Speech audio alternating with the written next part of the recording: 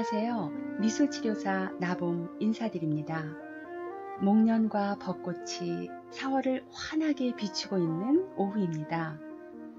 결혼 서약 전에 10번의 데이트 중 두 번째 데이트, 문을 열겠습니다. 주제는 예비 부부는 서로 다른 점에 감사해야 한다는 것입니다. 왜일까요? 이 점을 이해하기 위해서는 당신은 내가 아니야 라는 개념을 아셔야 합니다. 헨리 클라우드와 존 타운센드는 그의 저서에서 이 개념은 바운더리의 가장 중요한 부분이라고 말하고 있습니다. 우리는 서로 상대방의 확장된 존재가 아니고 각자 권리를 가진 개인이며 세계는 나를 중심으로 돈다는 식의 타고난 자기 중심성을 극복해야 한다고 힘주어 설파합니다. 그 자기 중심성을 극복하는 몇 가지 사항 중 하나인 다를 수 있는 자유를 용인하기에 초점을 맞춰 보겠습니다. 부부가 서로 다를 때 어떤 행동을 취하는가 하는 것은 전적으로 그들이 얼마나 독립적인가에 달려 있습니다. 부부가 하나됨에 이를 수 있는가 하는 것도 그들이 관계 안에서 서로 다른 의견, 감정, 기호, 욕구를 갖는 것이 가능한가에 달려 있습니다. 먼저 둘이됨이 존재해야 하나됨으로 발전할 수 있습니다. 개인의 차이를 용인하지 않는 결혼 생활에서는 부부가 서로 상대방이 선호하는 것을 나쁘다고 생각합니다. 아니면 그 차이를 사랑의 결핍이나 자신에 대한 모욕으로 여깁니다. 차이점은 부부 사이에 처음 관계가 시작될 때 상대방을 좋아하게 된 면들이며 동시에 생애 나머지 동안 그들이 타협할 면들입니다. 왜냐하면 차이점은 흥미롭고 자신에게 없는 것을 즐기는 느낌을 주지만 상대방에게서 독립할 만큼 충분히 성숙하지 않았다면 그것들은 위협이 되기 때문입니다.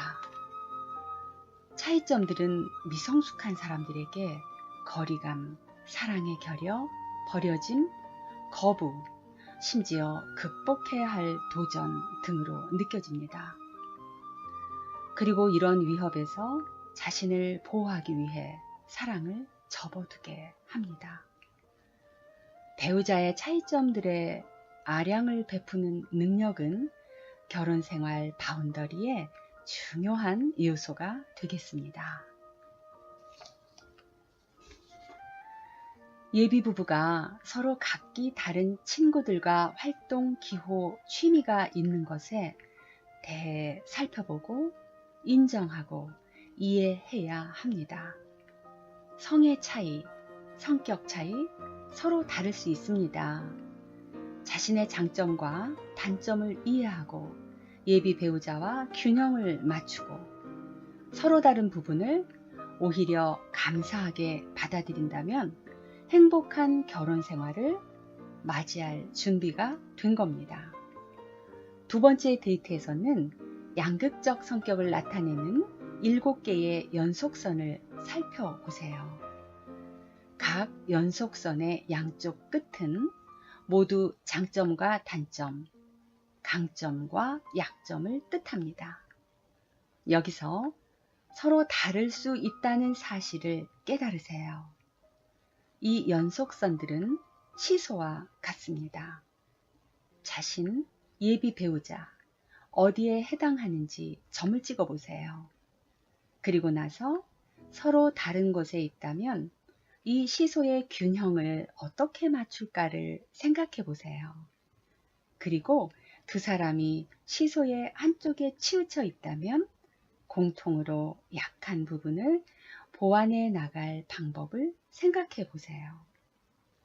첫 번째, 감정지향적 성격, 사실지향적 성격.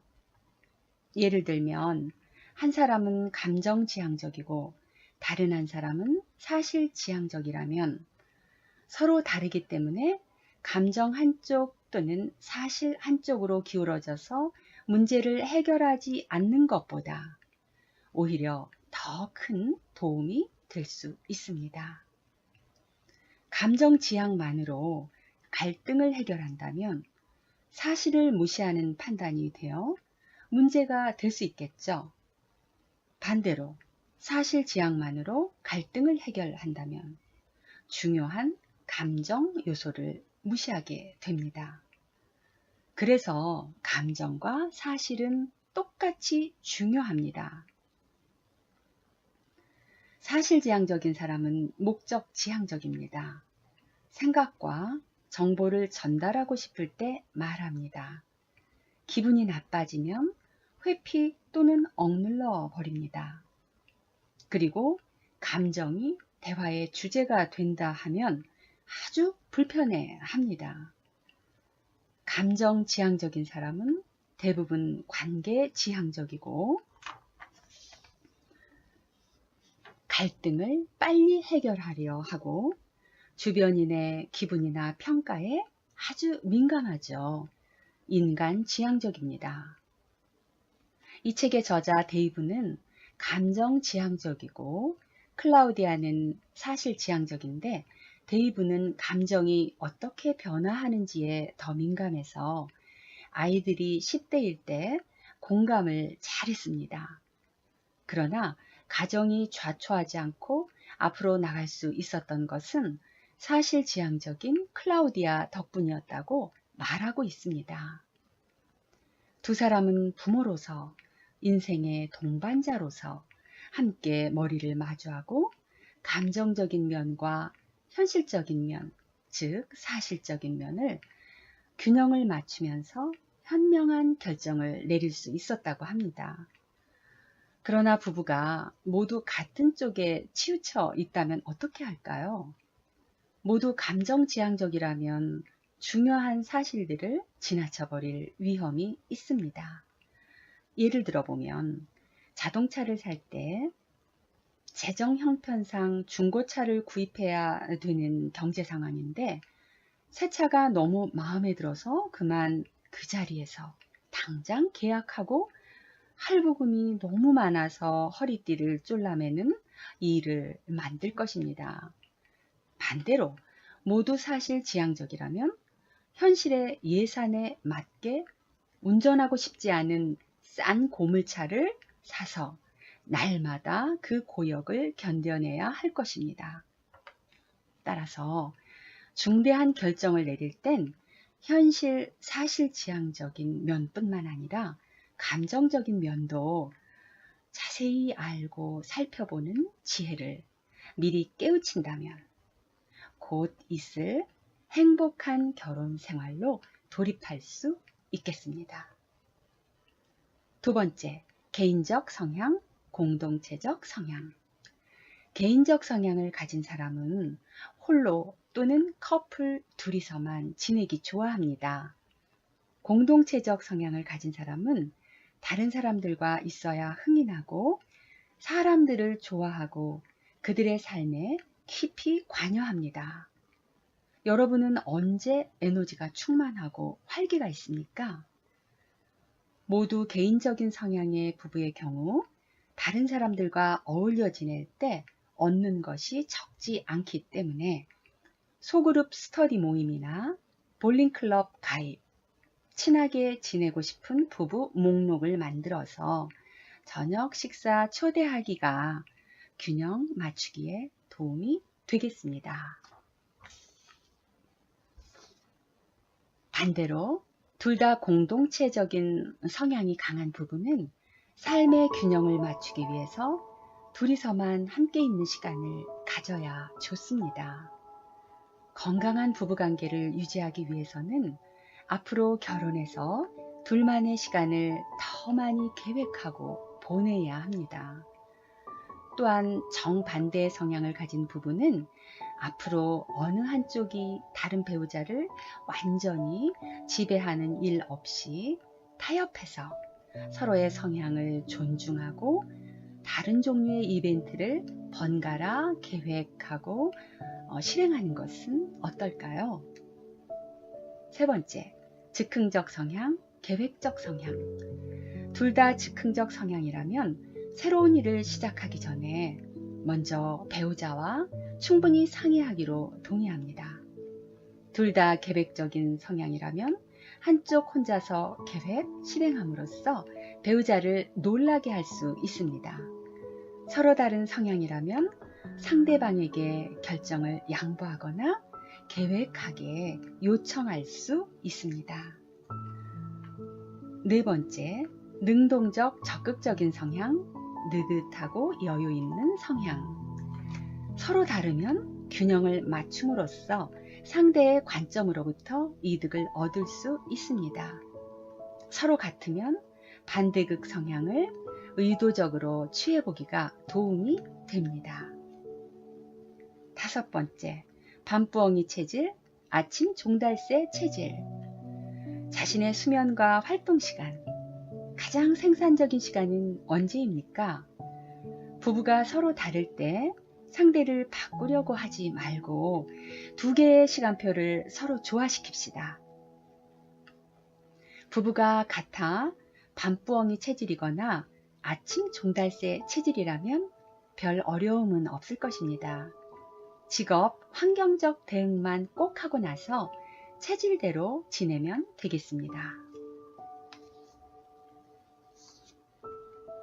여섯 번째, 시간을 철저히 지키는 사람, 시간 개념이 없는 사람. 예비 부부가 둘 다 약속 시간에 너무 민감하거나 반대로 너무 시간 개념이 없는 경우에는 자명종, 알람 손목시계, 자신이 메모 쓰기가 좋겠습니다. 예비 부부가 서로 다르다면 어떻게 균형을 맞출까 연구해 보세요. 일곱 번째, 배짱이형, 개미형. 금전에 관한 태도인데 배짱이형은 돈을 쓸 때만 활기가 넘치고 개미형은 돈을 모을 때만 신이 납니다. 특히 예비 부부가 둘 다 배짱이형이라면 가계의 예산안에 맞춰서 살아가겠다는 굳은 의지가 필요합니다. 실제로 이 연속선 위에 같은 쪽에 둘이 몰려 있는 것보다는 서로 다른 편에 있는 경우에 균형을 이루어 가기가 더 쉽습니다. 이렇게 결혼 생활에서 다르다는 것은 문제가 되지 않습니다. 사실 이익이 됩니다. 배우자가 육아나 집안 인테리어에 다른 관점을 가지고 있으면 우리는 풍성해지고 우리의 세계는 확장됩니다. 자신이 만든 세계에 더 이상 묶여있지 않게 됩니다. 혼자만의 세계는 하나님께서 결코 의도하시지 않은 감옥일 뿐입니다. 성경은 이런 차이점들의 필요성을 언급합니다. 바울은 하나님께서 사람들에게 주신 다양한 성령의 선물을 이렇게 말했습니다. 만일 온몸이 눈이면 듣는 곳은 어디며 온몸이 듣는 곳이면 냄새 맡는 곳은 어디냐. 그러나 이제 하나님이 그 원하시는 대로 지체를 각각 몸에 두셨으니. 고린도전서 12장 17절 18절. 차이점들을 다루는 부부의 능력은 성숙도의 표시입니다. 아이들은 다른 사람이 자신에게 동의하기를 바라는데 미성숙한 부부도 역시 그렇습니다. 어떤 남편은 아내에게 이기적이라고 하며 아내가 자기 방식대로 사물을 보지 않는 것을 언짢아합니다. 또 어떤 아내는 상황이 좋지 않으면 실망해서 결코 우리는 생각이 일치하지 않을 거예요 라면서 체념합니다. 이런 남편, 이런 아내들은 배우자가 마음을 바꾸지 않는 상태에서는 살 수 없으며 자신에게 동의하는 방해꾼들의 희생물이 되기 쉽습니다. 그러나 성숙한 사람들은 자신의 진실을 고수하면서도 배우자의 관점을 이해하려고 합니다. 상대의 기분을 이해하고 사랑과 희생과 같이 원칙을 가지고 서로 타협, 합의점을 이룹니다. 두 번째 데이트에서 예비 부부가 명심해야 할 것은 부부가 서로 똑같아지는 것이 아니고 서로 다른 부분들을 바꾸려 하지 않고 수용해야 한다는 것입니다. 상대의 장점을 배우며 단점은 포용해야 행복해질 수 있다는 것입니다.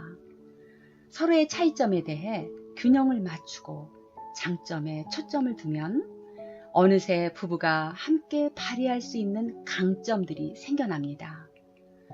인생의 험한 풍랑을 만났을 때 부부의 강점은 별과 같이 빛을 발할 것이 분명합니다. 예비부부 여러분, 행복한 선택하시기 바랍니다. 감사합니다. 사랑합니다. 축복합니다. 지금까지 나봄이었습니다.